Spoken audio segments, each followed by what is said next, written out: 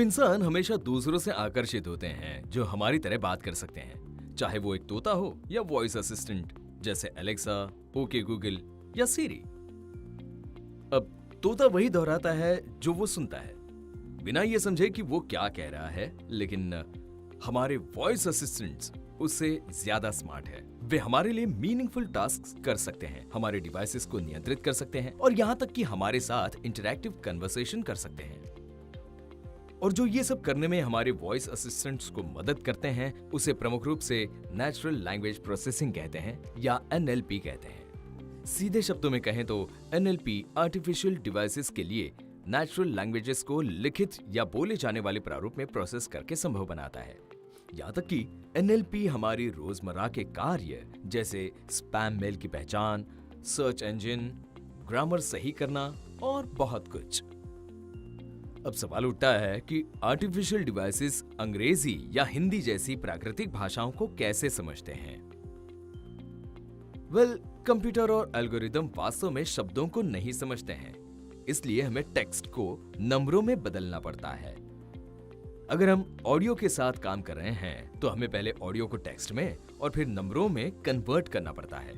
ऐसे कई मेथड्स हैं जिनके जरिए टेक्स्ट को नंबर्स में परिवर्तित किया जा सकता है और अलग अलग एप्लीकेशंस के लिए हम अलग अलग मेथड्स का उपयोग कर सकते हैं, लेकिन हम उसके बारे में अपने एडवांस कोर्स में चर्चा करेंगे। एक बार टेक्स्ट को नंबर्स में बदलने के बाद हम कुछ विशेष मशीन लर्निंग और डीप लर्निंग एल्गोरिदम को उन्हें बड़ी मात्रा में डेटा का उपयोग करके विशेष कार्यों के लिए प्रशिक्षित करते हैं।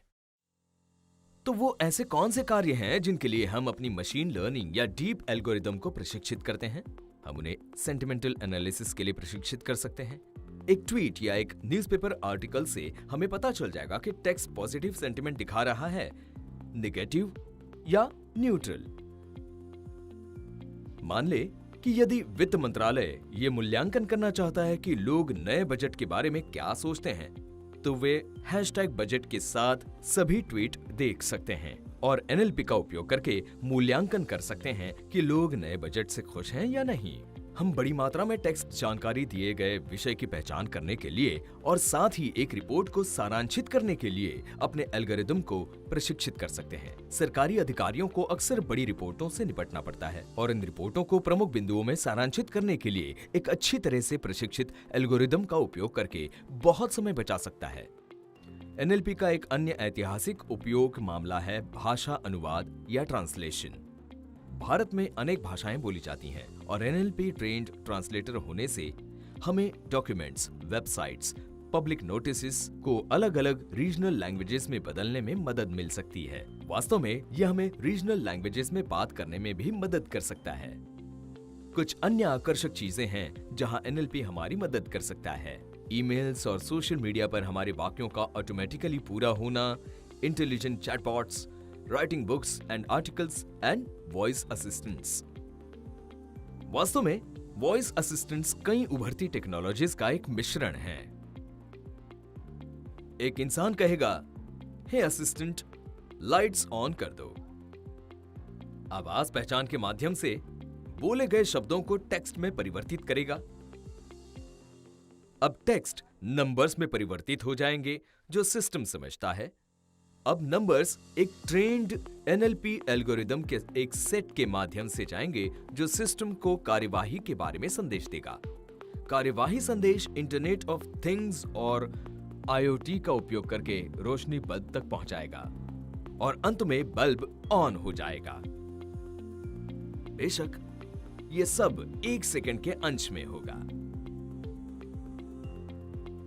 हमने एनएलपी के कुछ आकर्षक केसेस के बारे में बात की है। आइए ये भी समझे कि एनएलपी क्या नहीं कर सकता है। इस समय फिलहाल एनएलपी हमें कार्यों पर बहुत अधिक सटीकता नहीं दे सकता है और यहां तक कि 75% सटीकता भी काफी अच्छी मानी जाती है।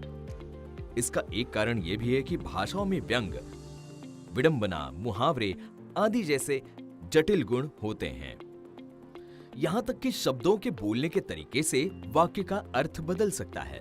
उदाहरण के लिए, मुझे एनएलपी पसंद है और मुझे एनएलपी पसंद है के 2 अलग अलग अर्थ हो सकते हैं। इसके अलावा NLP एल्गोरिदम बहुत विशिष्ट डोमेन है, इसलिए लीगल डॉक्यूमेंट्स का एनालिसिस करने के लिए ट्रेंड एल्गोरिदम मेडिकल रिकॉर्ड्स को एनालिसिस करने के लिए उपयुक्त नहीं होगा। अंत में NLP एल्गोरिदम्स अंग्रेजी जैसी भाषाओं के लिए बेहतर परिणाम देगा, जिसके लिए बड़ी मात्रा में डेटा उपलब्ध है। और यदि हमें क्षेत्रीय भाषाओं पर समान प्रदर्शन की आवश्यकता है, तो हमें डेटा एकत्र करने और साफ करने में बहुत प्रयास करने की आवश्यकता होगी। ऑलराइट, तो इस वीडियो में हमने सीखा NLP क्या है।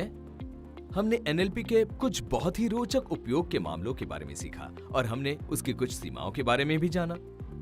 आशा है कि आपको ये वीडियो पसंद आया होगा। हमारी अगली उभरती टेक्नोलॉजी की वीडियो जरूर देखें।